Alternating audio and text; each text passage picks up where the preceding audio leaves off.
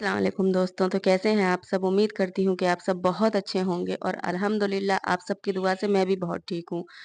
तो हाज़िर हूँ फिर से एक बार नई कहानी के साथ, एक स्टोरी मोटिवेशनल स्टोरी के साथ में। तो अगर ये कहानी आप लोग को अच्छी लगती है तो ये कहानी आप दूसरों तक पहुँचाइए, अपने दोस्तों तक शेयर कीजिए। और कल वीडियो नहीं आ पाई थी उसका बहुत अफ़सोस है, क्योंकि कल बहुत ज़्यादा बिज़ी थी, शादी में भी जाना था। इस वज़ह से कल कोई वीडियो नहीं आ पाई थी मेरी और वक़्त ही नहीं मिला था। तो चलिए कहानी स्टार्ट करते हैं। तो ये कहानी है एक विक्रांत नाम के लड़के की। वो लड़का वो बहुत मेहनती लड़का था, बहुत अच्छा लड़का था, लेकिन वो भगवान में भरोसा नहीं रखता था। और वो एक केमिस्ट में काम करता था, केमिस्ट शॉप मेडिकल स्टोर में काम करता था। तो अपना ईमानदारी से लगन के साथ काम करता था, मेहनत के साथ काम करता था। और जो उसका खाली वक़्त था, वो खाली वक़्त में वो ताश खेलता था, अपने दोस्तों के साथ थोड़ा वक़्त बिताने के लिए ताश खेलता था। उसके पिता अक्सर उसे समझाया करते थे कि भगवान पे भरोसा करो, विश्वास करो, भगवान जैसी चीज़ है, लेकिन वो ये बात नहीं मानता था। वो उसे ये लगता था कि भगवान जैसी कोई चीज़ नहीं है। बस वो सुबह काम पर आता है, शाम को काम से घर जाता है और अगर फ्री टाइम मिलता है तो वो ताश खेलता है। तो वो इस बात को नहीं मानता था कि भगवान जैसी कोई चीज़ होती होगी। तो एक दिन क्या होता है उसकी केमिस्ट पर एक मतलब उसकी केमिस्ट पर वो जब वो बैठा होता है तो अचानक बारिश होने लगती है। ग्राहक आते हैं, तो अचानक बारिश होने लगती है, तभी अचानक उसके दोस्त आ जाते हैं। तो वो बोलता है कि चलो बारिश भी हो रही है, कोई ग्राहक भी नहीं है यहाँ पर, तो चलो ताश ही खेल लेते हैं। तो ताश खेलने वो बैठ जाता है, क्योंकि वो ताश खेलना तो उसका शौक रहता है। तो वो जैसे ही खेलने लगता है तो अचानक वहाँ पे एक बच्चा आता है। अब वो बोलता है कि मेरी माँ की तबीयत बहुत खराब है, मुझे दवा दे दो।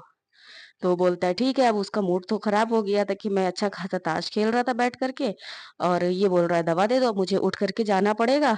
तो उस वो बेमन से जैसे ही उठता है तो वैसे ही लाइट चली जाती है। अब उसका मूड और खराब हो जाता है।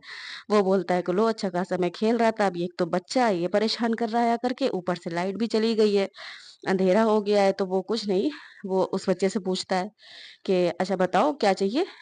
क्या तबीयत खराब है? तो वो बच्चा बताता है कि ये प्रॉब्लम है माँ को, ये तबीयत खराब है। तो वो उसे उस हिसाब से दवा दे देता है, दवा की शीशी देता है और फिर वो बच्चा वहाँ से चला जाता है। अब वो अब कैसे खेले ताश? तो उसके दोस्त बोलते हैं लाइट भी चली गई है, अब अंधेरे में क्या हम लोग ताश खेल पाएँगे? तो हम लोग भी जा रहे हैं। बोलता है ठीक है। अब वो सोचता है कि बारिश हो रही है, अब कौन ग्राहक आएगा? लाइट भी चली गई है, तो वो सोचता है कि मैं इसको बंद कर दूँ शॉप को और यहाँ से जाऊँ।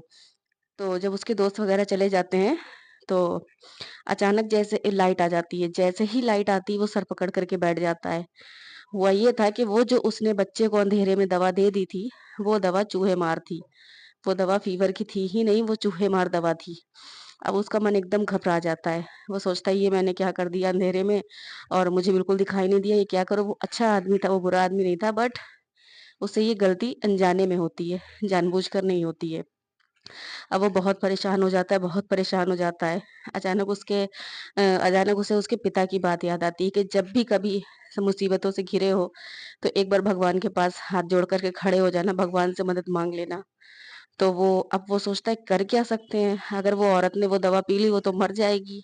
तो वो जल्दी से जाता है भगवान की तरफ, देखता है उनकी मूर्ति पर जाले लग चुके, क्योंकि पूजा वगैरह तो वो करता नहीं था, क्योंकि वो भगवान को मानता ही नहीं था। तो वो पूजा भी नहीं करता था। तो वो देखता है जाले, जल्दी से वो जाले वाले हटाता है। अब वो बोलता है अब कोई ऑप्शन ही नहीं बचा है, चलो जब सब गड़बड़ हो ही चुकी है, वो बच्चे को मैं जानता भी नहीं हूँ, अंधेरे में उसकी शक्ल भी नहीं देखी, मैं कहाँ ढूँढूँगा उसको? चलो आखिरी रास्ता यही है, भगवान के आगे हाथ जोड़ लेता हूँ खड़े होकर के। तो वो भगवान की मूर्ति को साफ करता है, उनके आगे हाथ के भगवान मेरे से गलती हो गई है, मुझसे ये बहुत बड़ी गलती है। मैंने गलती से दे दिया है उसको वो दवा, तो आप कुछ करिए। तो बहुत देर प्रार्थना करता है। अचानक वो बच्चा दौड़ते हुए वापस आता है।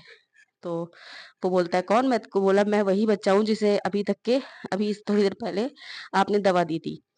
तो बोलता है तो तुम यहाँ कैसे? और वो शीशी कहाँ है दवा की? वो बोलता है मुझे दूसरी शीशी दवा की दे दीजिए और लेकिन मेरे पास पैसे नहीं है। वो बोलते क्यों? वो शीशी क्या हुई? बोला कि इतनी ज़ोर की बारिश हो रही थी, मेरे आँगन में पानी पड़ा हुआ था और जैसे ही मैं वो शीशी लेकर के घर में गया, आँगन में मेरा पैर फिसला, मैं गिरा और वो शीशी टूट गई और सारी दवा गिर गई। और ये सुन कर के उसको बहुत तसल्ली होती, बहुत अच्छा लगता है। और फिर वो जाकर के दवा देता है, लेकिन लड़का बोलता है कि नहीं मेरे पास पैसे नहीं। उसने बोला पैसे की कोई बात नहीं है, तुम दवा ले जाओ। तो वो लड़का फिर वो दवा ले जाता है। तब से उसे ये भरोसा हो जाता है कि हाँ, भगवान जैसी, ईश्वर जैसी कोई चीज़ होती है। ज़रूरी नहीं है भगवान में, ये स्टोरी सबके लिए, चाहे वो खुदा हो, गॉड हो, जो भी आप अपना मानते हैं अपने-अपने धर्म का, ये स्टोरी सबके लिए है, सारे धर्मों के लिए, कि भगवान जैसी चीज़ होती है, खुदा जैसी चीज़ होती है, ईश्वर जैसी चीज़ होती है। जब सारे रास्ते बंद हो तो एक बार खुदा को, ईश्वर को आप ज़रूर याद कर लीजिएगा, अपने भगवान को ज़रूर याद कर लीजिएगा। जब सारे रास्ते बंद हो जाते हैं तो ईश्वर ही आपको रास्ता दिखाता है। वो आपके साथ हरदम है। समाज, दुनिया, भाई-बहन, सारे रिश्ते आपका साथ छोड़ सकते हैं, लेकिन आपका खुदा, आपका ईश्वर आपका साथ कभी नहीं छोड़ सकता है।